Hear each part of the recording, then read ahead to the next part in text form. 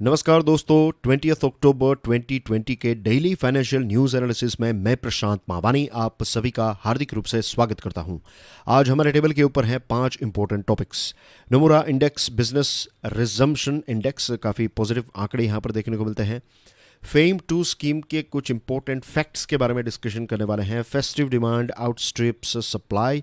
Finance minister ने कहा है कि she is open to more stimulus measures.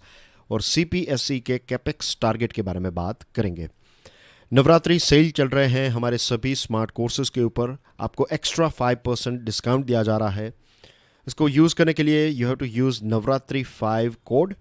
ये ऑफर 26 अक्टूबर तक ही वैलिड है। Make the most out of it. Lecture की पीडीएफ को डाउनलोड करना चाहते हैं, check out my Telegram channel. Lecture को दूसरे स्टूडेंट्स के साथ शेयर ज़रूर करें। वीडियो पसंद आता है then hit the like button और हमारी चैनल को सब्सक्राइब करना ना भूलें। अगर आपने हमारी चैनल को सब्सक्राइब कर लिया है, नोटिफिकेशन बेल को प्रेस कर दिया है, तो 3 और स्टूडेंट्स को स्टडी IQ चैनल के बारे में, इस वीडियो के बारे में ज़रूर बताइएगा। Nomura India business resumption index NIBRI, ये एक वीकली ट्रैकर है। वीकली एक इंडेक्स तैयार किया जाता है और ये जो इंडेक्स है ये हमें ये समझने में मदद करता है कि इकोनॉमिक एक्टिविटी कितनी नॉर्मलाइज हुई है। भारत ने 25 मार्च 2020 को लॉकडाउन का ऐलान किया था और आपको पता है कि 1 जून से, अगर हम कह सकते हैं, राइट टू बी प्रिसाइज, 1 जून से अनलॉक की शुरुआत हुई थी।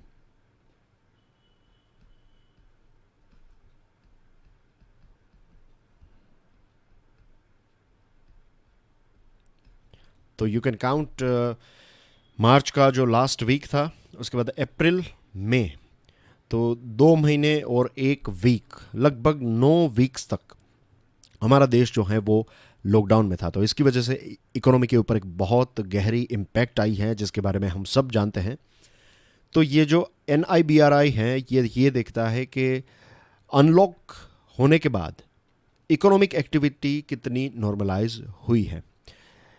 अब जो लेटेस्ट आंकड़ा सामने आया है ये काफ़ी एनर्जेटिक है, हमारी इकोनॉमी में एक पॉजिटिव वाइब ले आ सकता है, क्योंकि इकोनॉमिक एक्टिविटी जो है ये प्री कोविड लेवल, यानी कि मार्च का जो 3rd वीक था उसमें जो इकोनॉमिक एक्टिविटी थी, उसका जो आंकड़ा था, उससे अब हम बहुत दूर नहीं हैं। अब देखिए 18 अक्टूबर को जो वीक एंड हुआ तो उसमें इकोनॉमिक एक्टिविटी जो है ये 82.2 तक पहुंच गई। मार्च 22 को जो वीक एंड हुआ तो उस टाइम पर आंकड़ा था 82.9।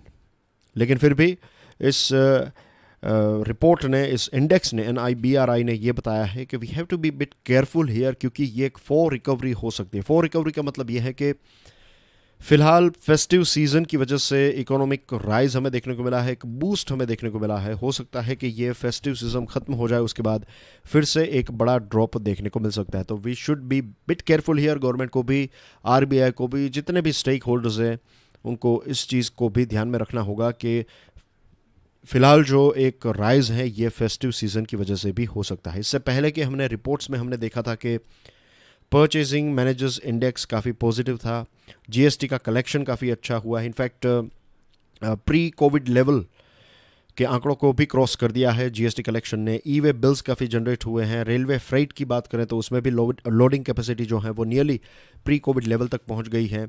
हाईवे टोल कनेक्शन, पावर की डिमांड, एक्सपोर्ट्स, ये सारी चीज़ें जो हैं ये यही बात का इशारा देती हैं कि इकोनॉमी जो है वो मेंड हो रही है, यानी कि रिपेयर होने लगी है। फिर बात करते हैं फेम 2 स्कीम के बारे में। फेम का फुल फॉर्म है faster adoption and manufacturing of electric vehicles, EVs। Faster adoption यानी कि ज़्यादा से ज़्यादा लोग इलेक्ट्रॉनिक व्हीकल्स का इस्तेमाल करें, और इस्तेमाल करने के लिए आपको सप्लाई भी क्रिएट करनी पड़ेगी। तो हमारे देश में इलेक्ट्रॉनिक व्हीकल्स का ज़्यादा से ज़्यादा मैन्युफैक्चरिंग हो, तो इस चीज़ के लिए जुड़ी हुई है ये स्कीम।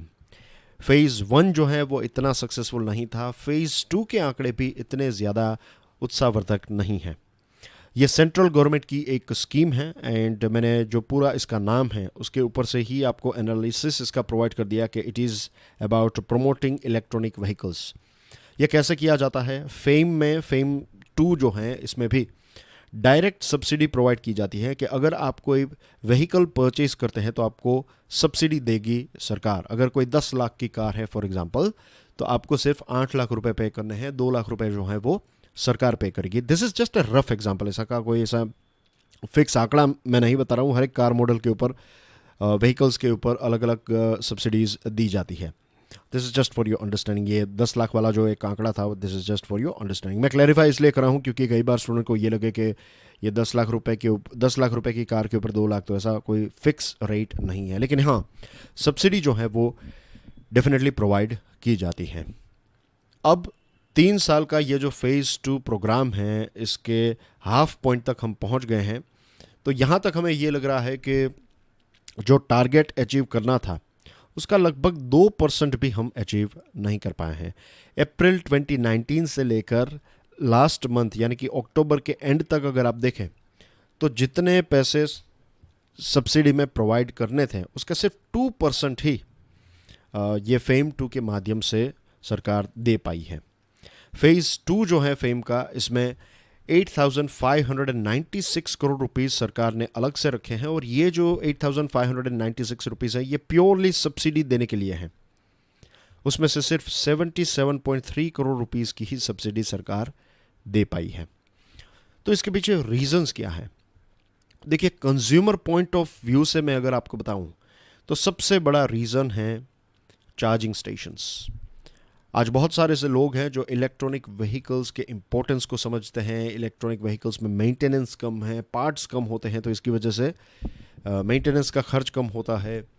सोलर पैनल्स जो हैं वो काफ़ी कॉमन हो चुकी हैं। बहुत सारे लोगों के पास, बहुत सारे लोगों के घर में सोलर पैनल्स होती हैं और आप अपनी कार को घर पर भी चार्ज कर सकते हैं। उसका सेटअप भी कंपनीज प्रोवाइड कर रही हैं।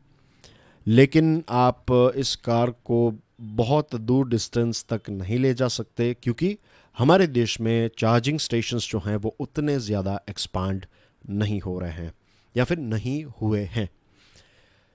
आज मैं जब आपके साथ ये ईवी के साथ जुड़ी हुई बात कर रहा हूँ तो एक चीज़ मुझे दिमाग में आ रही है जो मैं यहाँ पर आपके साथ शेयर करना चाहता हूँ। मैंने ये प्लान नहीं किया था कि आपके साथ, लेकिन ऑल ऑफ द सडन ये चीज़ मेरे दिमाग में आई। कुछ सालों पहले की बात है, मैंने एक वीडियो बनाया था, right, video lecture study IQ education के ऊपर होगा, मुझे उसका नाम भी नहीं पता है टू बी ऑनेस्ट। लेकिन उस रिसर्च में जो वीडियो मैं बना रहा था, उस वीडियो में भी मैंने ये बात की थी कि जब एक ऐसा वक्त था जब अमेरिका में या फिर दुनिया में हर जगह पर घोड़ा गाड़ी चलती थी, इज़न्ट इट? तो जब फोर्ड की कार आई, मॉडल टी जो है ये फोर्ड की फर्स्ट ऐसी कार थी जिसका मास प्रोडक्शन किया जा रहा था।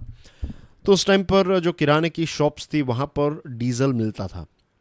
जो आपने देखा होगा कि जो रिक्शॉज़ हैं जिसमें जैसे जो ड्राइवर है उनकी सीट के नीचे इंजन होता है, तो ऐसे ही मॉडल टी में इंजन था और डीजल फिलअप करने के लिए आपके हाथ गंदे होते थे। आज जो सोफिस्टिकेशन है वैसी चीज़ उस टाइम पर नहीं थी।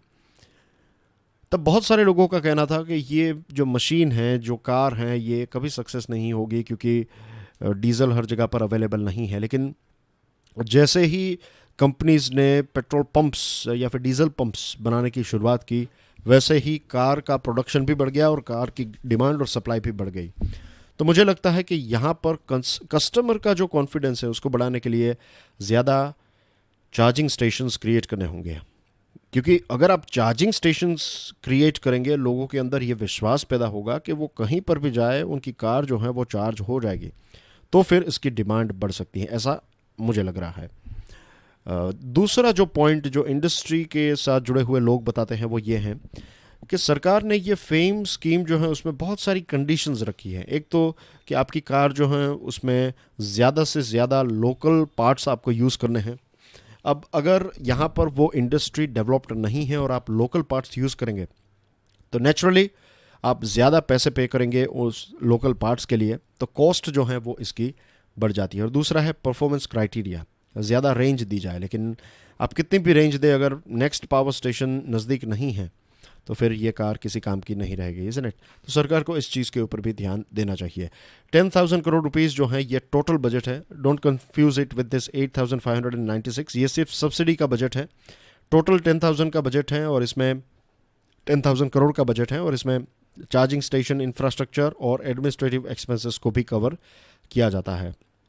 डिपार्टमेंट ऑफ हेवी इंडस्ट्री में आरटीआई फाइल की गई और आंकड़ा मिला के सरकार ने फेज 2 में 21,727 टू व्हीलर्स, 6,836 थ्री व्हीलर्स और 1,295 फोर व्हीलर्स को सब्सिडी प्रोवाइड की है। यानी कि इतने ईवीज हमारे देश में बिके हैं। टारगेट जो है वो है 1 मिलियन टू व्हीलर्स का, यानी कि 10 lakh two wheelers, 5 lakh three wheelers, 55,000 cars और 7,090 बसेस को 3 साल में बेचने की एक बात है। और इसको बूस्ट करने के लिए कुछ राज्य जैसे कि दिल्ली सरकार ने ये तय किया है कि सेंट्रल गवर्नमेंट की सब्सिडी के साथ साथ वो खुद भी सब्सिडी प्रोवाइड करेगी। तो लगता है कि सरकार का यहाँ पर जो इंटेंशन है, जो लॉजिक है, वो सही है, लेकिन शायद ये राइट वक्त नहीं है। Moving on to festive demand outstrip supply. आप देखिए कि फेस्टिव सीज़न में इतना ज़्यादा स्टॉक जो है वो बिक गया है कि जो लैपटॉप्स हैं, रेफ्रिजरेटर्स हैं, माइक्रोवेव ओवन्स हैं, टेलीविजन्स, डिश वॉशर्स, तो इस प्रकार के प्रोडक्ट्स की सप्लाई में शॉर्टेज आ चुकी है। अमेज़ॉन, फ्लिपकार्ट का कहना यह है कि ये फेस्टिव सीज़न में उनको इतना अच्छा रिस्पॉन्स मिला कि उनके पास अब स्टॉक नहीं रहा है। स्टॉक ना होने का एक दूसरा रीज़न है ग्लोबल शॉर्टेज ऑफ कंपोनेंट्स। ख़ास करके चाइना से बहुत सारा कंपोनेंट जो है वो ब्लॉक कर दिया गया है। फॉर एग्जांपल टीवी, तो टीवी की बहुत सारी कंपनीज जो हैं, बहुत सारे मॉडल्स फ़िलहाल अवेलेबल नहीं है, क्योंकि जो बड़ी स्क्रीन्स वहाँ से इंपोर्ट की जाती थी तो उसके ऊपर रिस्ट्रिक्शंस लगाए गए हैं, यानी कि आप इंपोर्ट लाइसेंस के बिना उनको इंपोर्ट नहीं कर सकते। और बहुत सारी कंपनीज का कहना यह है कि उनको टाइम पर इंपोर्ट लाइसेंस भी नहीं मिला है। फिर बात करते हैं, फाइनेंस मिनिस्टर निर्मला सीतारमण जी ने यह बताया है कि अगर इकोनॉमी को और ज़्यादा स्टिमुलस की आवश्यकता है या फिर होगी तो वो ये स्टिमुलस देने के लिए तैयार हैं। मार्च से लेकर आज तक बहुत सारे ऐसे बूस्टर पैकेजेस फाइनेंस मिनिस्ट्री या फिर गवर्नमेंट ऑफ इंडिया ने लॉन्च किए हैं, लेकिन उसके ऊपर भी और ज़्यादा स्टेप्स उठाने के लिए सरकार तैयार है। लास्ट वीक आरबीआई का एक फोरकास्ट आया था और उसने ये बताया कि फाइनेंशियल ईयर 2021 यानी कि करंट जो फाइनेंशियल ईयर चल रहा है, जिसका अंत आएगा 31 मार्च 2021 को, तो इस फाइनेंशियल ईयर में भारत की जीडीपी जो है वो 9.5% से कॉन्ट्रैक्ट होगी। एनके सिंह साहब की ऑटोबायोग्राफी लॉन्च करते वक्त, एनके सिंह साहब जो हैं ये 15th फाइनेंस कमीशन के चेयरमैन हैं, तो इनकी ऑटोबायोग्राफी लॉन्च करते वक्त निर्मला सीतारमण जी ने ये बताया कि ये जो सोशलिस्ट बैगेज हैं कि कुछ इंपॉर्टेंट कंपनीज सरकार या फिर सरकार भी कंपनीज चलाए, बिजनेसेस करें, तो इसमें से सरकार जो है वो बाहर निकलना चाहती है। ज़्यादा से ज़्यादा सेक्टर्स को ज़्यादा से ज़्यादा ऐसे सेगमेंट्स को प्राइवेट सेक्टर के लिए खोलने के लिए सरकार तैयार है। आपको पता है कि सरकार ने नॉन स्ट्रेटेजिक और स्ट्रेटेजिक सेक्टर्स को भी डिफाइन कर दिया और सिर्फ 4 ऐसे सेक्टर हैं जिनको स्ट्रेटेजिक कैटेगरी में रखा गया है। 5th जो सेक्टर वो बता रहे हैं वो एक बहुत ही इंपॉर्टेंट टॉपिक है। वो कह रहे हैं फाइनेंस मिनिस्टर कि ये रोबस्ट फेडरलिस्टिक स्ट्रक्चर, ये एक 5th सेक्टर, एक 5th इंपॉर्टेंट पिलर हमारी इकोनॉमी का है। एंड शी इज़ राइट कि सेंट्रल गवर्नमेंट और स्टेट्स जो है वो मिलकर अच्छी तरीके से काम करे, एक तालमेल से काम करे, सिंक्रोनाइजेशन से काम करे, तो इससे भी भारत की इकोनॉमी जो है वो बूस्ट हो सकती है। एजुकेशन के बारे में उन्होंने ये बताया कि उनको एक मैजिकल इनपुट चाहिए, कुछ ऐसी चीज़ें हमें करनी होगी जिससे भारत जो है वो दुनिया का एक एजुकेशन का सेंटर बन जाए, एक एजुकेशन हब बन जाए, कि हमारे देश के विद्यार्थियों को बाहर पढ़ाई करने की आवश्यकता ना रहे और बाहर के जो स्टूडेंट्स हैं वो हमारे देश में आकर पढ़ाई करें। तो ऐसा हमें एजुकेशन सेक्टर, ये एक सर्विस सेक्टर के साथ जुड़ा हुआ है एजुकेशन सेक्टर, राइट, तो इसमें भी हम ये अचीव कर सकते हैं, लेकिन बहुत सारे बदलावों की भी ऑफ कोर्स आवश्यकता है। सिंगापुर के एक सीनियर मिनिस्टर हैं थारमन शानमुगारत्नम, उन्होंने ये बताया है कि ये कोविड-19 की वजह से भारत के लिए बहुत सारी नई अपॉर्चुनिटीज़ खुलेगी और ग्लोबल सप्लाई चेन में ग्लोबल सप्लाई चेन चेंज हो रही है, ग्लोबल टेक्नोलॉजीज चेंज हो रही है, तो इसमें भारत के लिए बहुत सारी अपॉर्चुनिटीज़ हैं। चाइना प्लस वन स्ट्रेटजी का मतलब ये है कि आपकी एक फैक्ट्री चाइना में है लेकिन एक दूसरा अल्टरनेटिव जो है +1 किसी दूसरे देश में, तो इसमें इंडिया जो है ये एक बहुत इंपॉर्टेंट रोल प्ले कर सकता है। मैं ये नहीं कहूँगा कि इंडिया इसमें परफेक्टली फिट हो रहा है, क्योंकि वियतनाम, फिलीपाइंस ऐसे कुछ देश हैं जो रिफॉर्म्स में हमसे आगे हैं, तो उनके साथ भी हमें कॉम्पीट करना है, लेकिन यस डेफिनेटली हमारे अंदर वो पोटेंशियल है। CPSCs यानी कि central public sector enterprises, central government की कंपनीज जो हैं, उनका कैपेक्स यानी कि कैपिटल एक्सपेंडिचर का जो इस साल का टारगेट है यह है 1.15 लाख करोड़ रुपीस। तो निर्मला सीतारमण जी ने CPSCs के हेड को यह बताया है कि आप अपना ये जो कैपेक्स का टारगेट है उसका 75% दिसंबर 2020 तक प्लान कर दीजिए, इसको एग्जीक्यूट कर दीजिए। जब सेंट्रल गवर्नमेंट की ये कंपनीज इतने पैसे खर्च करेगी, लगभग आप पकड़ लीजिए कुछ, we are talking about 80 lakh crore rupees, right, not sorry 80,000 crore rupees, not 80 lakh, 80,000 crore rupees अगर ऐसे कम टाइम में वो ये CPSCs जो हैं वो मार्केट में इंजेक्ट करेगी। कैपिटल एक्सपेंडिचर यानी कि कंस्ट्रक्शन किया, नई बिल्डिंग्स बनाई, नई फैसिलिटीज़ जनरेट की, तो इससे इकोनॉमी को एक बहुत बड़ा बूस्ट मिल सकता है। आप डायरेक्टली समझ लिए कि लगभग 80,000 करोड़ रुपीस जो है वो मार्केट में इंजेक्ट हो गए। और लास्ट ईयर 2019-20 को जो टारगेट था ये 14 CPSCs का, ये था 1,11,672 करोड़ रुपीस। लेकिन ये CPSCs ने लास्ट ईयर पूरे साल जो हैं 1,16,323 करोड़ रुपीस कैपेक्स में इन्वेस्ट किए थे। तो दैट इज़ 104%, टारगेट जो था उससे 4% ज़्यादा अचीव किया था। तो लेट्स होप कि दिसंबर से पहले ये कंपनीज ये करेगी तो इससे इकोनॉमी को एक बहुत बड़ी बूस्ट मिलेगी for sure. And that's everything from my side. Thank you very much for watching this video को दूसरे स्टूडेंट्स के साथ शेयर ज़रूर करें। हमारी चैनल को सब्सक्राइब करना ना भूलें। अगर आज का वीडियो आपको पसंद आया है then hit the like button. I will see you tomorrow. Enjoy your studies. God bless you all. जय हिंद।